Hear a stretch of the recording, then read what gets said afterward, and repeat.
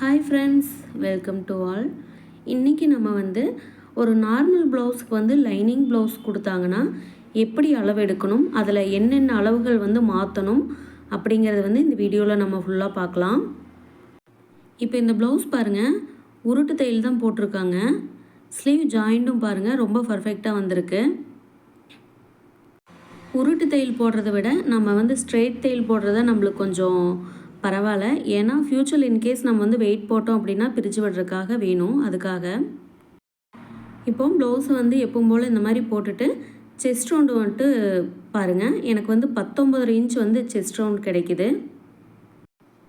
Next வந்துட்டு நம்ம ப்ளவுஸில் மார்க் பண்ண ஆரம்பிச்சிடலாம். இது வந்து ஃபோல்டிங்க்காக நான் வந்து மார்க் பண்ணிக்கிறேன். நெக்ஸ்ட்டு வந்துட்டு நமக்கு செஸ்ட் ரவுண்டு வந்து 19 இன்ச்சு கிடைச்சது இல்லைங்களா, அந்த 19 இன்ச்சை வந்து நீங்கள் இந்த மாதிரி ரெண்டாக மடிச்சிங்க அப்படின்னா 9.25 இன்ச்சு வந்து நமக்கு செஸ்ட் ரவுண்டு வரும். அதை வந்து அப்படியே நான் மார்க் பண்ணிக்கிறேன். இந்த கஸ்டமர் வந்து பேக் நெக்கோட இறக்கம் வந்து கேட்டிருந்தாங்க. அதுக்காக வந்து நான் ஒரு 3/4 இன்ச்சு வந்து இறக்கம் வச்சுக்கிறேன். நான் ஆல்ரெடி நிறையா தடவை சொல்லியிருக்கேன், கஸ்டமர் வந்து எப்போவும் அளவு ப்ளவுஸ் கொடுத்தாங்கன்னா ஏதாவது ஆல்ட்ரேஷன் இருக்கான்னு கேட்டு தெரிஞ்சுக்கோங்க. அப்போ தான் அவங்களே மறந்துருந்தா கூட நாம் கேட்குறப்போ கரெக்டாக ஞாபகப்படுத்தி சொல்லுவாங்க. அளவு ப்ளவுஸை வந்து கரெக்டாக நேர் பண்ணி வச்சுட்டு நம்ம மார்க் பண்ண ஆரம்பிச்சிடலாம்.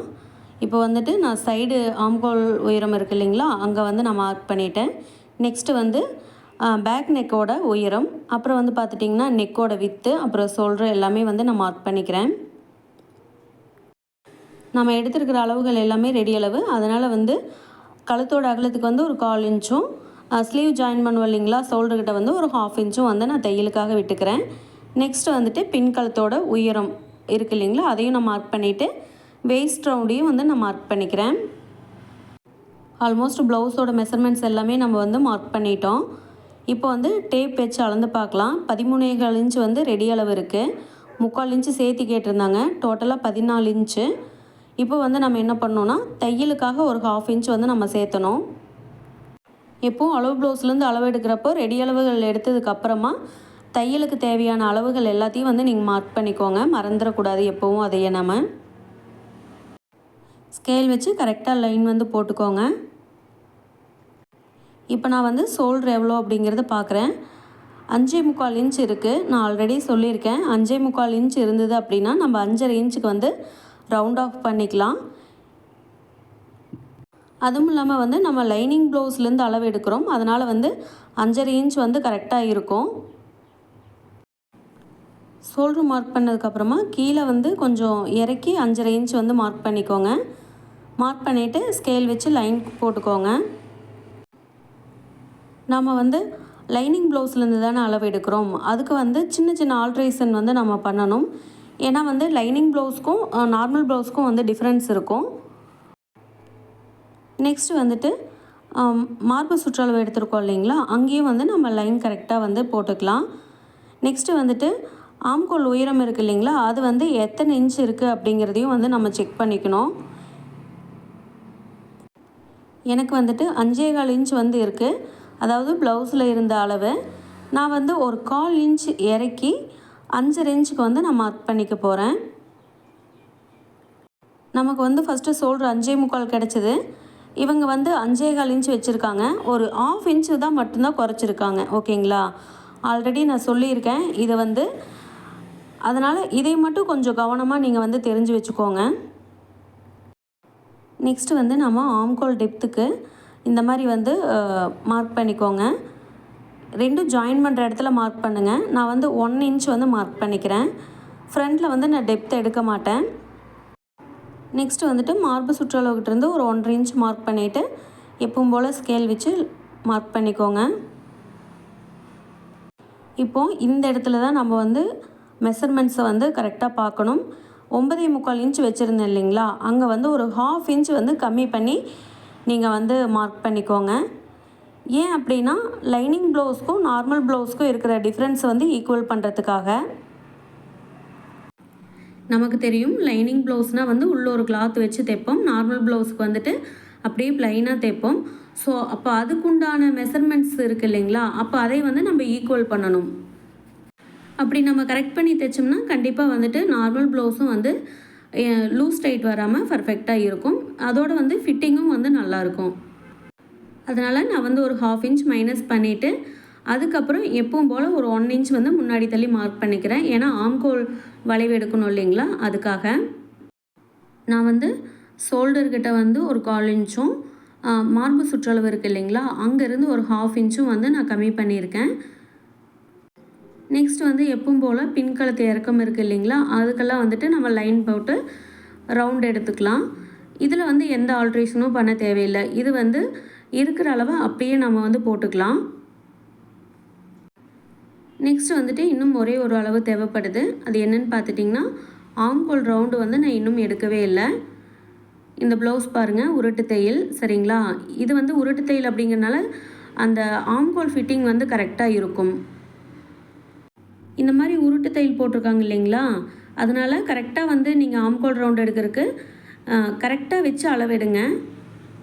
பாருங்கள், எனக்கு வந்து 7.25 இன்ச் வந்து எனக்கு ஆம்கோல் ரவுண்டு கிடைக்கிது.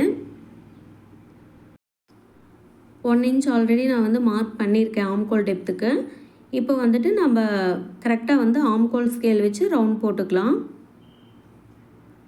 இப்போ வந்து அந்த 7.25 இன்ச்சை வந்து நம்ம எங்கே செக் பண்ணோன்னா, 1/2 இன்ச் முன்னாடி தள்ளி வச்சுருக்கோம் இல்லைங்களா, அங்கே தான் வந்து கரெக்டாக இருக்கான்னு பார்க்கணும். நம்ம ஆல்ரெடி 9.25 இன்ச் போட்டிருந்த இடத்துல வந்து நம்ம செக் பண்ணக்கூடாது. ஏன்னா நம்ம வந்து ஒரு 1/2 இன்ச் மைனஸ் பண்ணியிருக்கோம். அதுக்காக எனக்கு வந்து 7.25 இன்ச் வந்து கரெக்டாக இருக்குது. நான் வந்து கட்டிங் போட்டு எடுத்துக்கிறேன் பேக் பீஸை.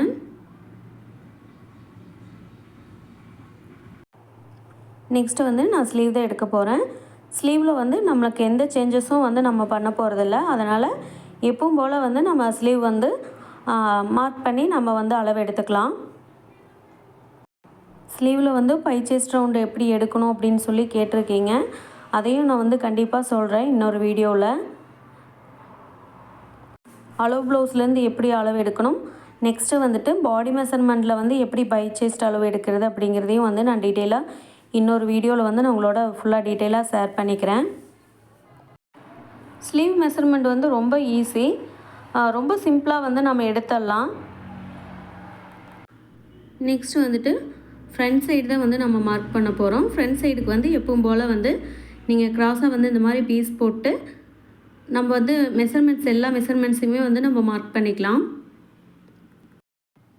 நம்ம வந்து ஃப்ரண்ட் எல்லாமே வந்து கரெக்டாக மார்க் பண்ணதுக்கப்புறம் ஃப்ரண்ட் பீஸ் வந்து எடுத்துகிட்டு நம்ம வந்து நெக்கு வந்து இப்போது ஃப்ரண்ட் நெக் இருக்குது இல்லைங்களா, ஃப்ரண்ட் ஓப்பனுக்கு விடுவோம் இல்லைங்களா, அதை வந்து நம்ம மார்க் பண்ணி எடுத்துக்கலாம். ஃப்ரண்ட் நெக் வந்து கொஞ்சம் டெப்த்து கொடுத்து தான் நம்ம வந்து கட்டிங் போட போகிறோம். ஒரு 1/4 இன்ச் வந்து முன்னாடி தள்ளி மார்க் பண்ணிவிட்டு நம்ம வந்து ஃப்ரண்ட்டுக்கு தேவையான அந்த ரவுண்ட் ஷேப் வந்து கொடுத்துக்கலாம்.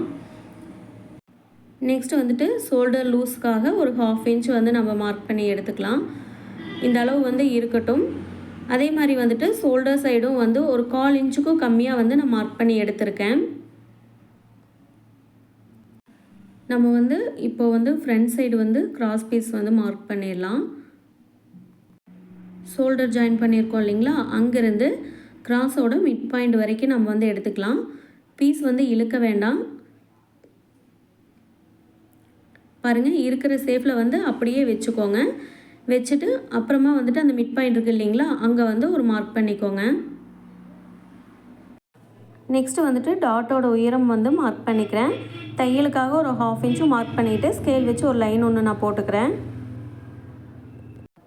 இப்போ நம்ம வந்து டேப் வச்சு கிராஸ் உயரம் வந்து எவ்வளோ இருக்குது அப்படிங்கிறத வந்து செக் பண்ணிக்கலாம். 13.25 இன்ச் வந்து கிராஸோட உயரம் இருக்குது. 13.25 இன்ச்சிலிருந்து ஒரு 1/4 இன்ச் இல்லைன்னா வந்து ஒரு 1/2 இன்ச் வந்து நான் கீழே மார்க் பண்ணிக்கிறேன். ஏன்னா கிராஸோட உயரத்தை வந்து நம்ம கம்மி பண்ணோம் அப்படின்னா தான் வந்துட்டு நம்மளுக்கு நார்மல் பீஸில் வந்து கப் ஷேப் வந்து ஃபிட்டிங் நல்லாயிருக்கும். எப்பவுமே வந்துட்டு நம்மளுக்கு கப் ஷேப் வந்து கீழே சேக் ஆகுது அப்படின்னு சொல்லி சொன்னாங்கன்னா, நார்மலாக நம்ம எடுக்கிற ஹைட்லேருந்து ஒரு 1/2 இன்ச் வந்து கம்மி பண்ணி எடுத்து பாருங்கள். கப் ஷேப் வந்து சேக் ஆகாது. நெக்ஸ்ட்டு வந்துட்டு டாட் பாயிண்ட் வந்து எவ்வளோ இருக்குது அப்படிங்கிறத வந்து செக் பண்ணிக்கிறோம்.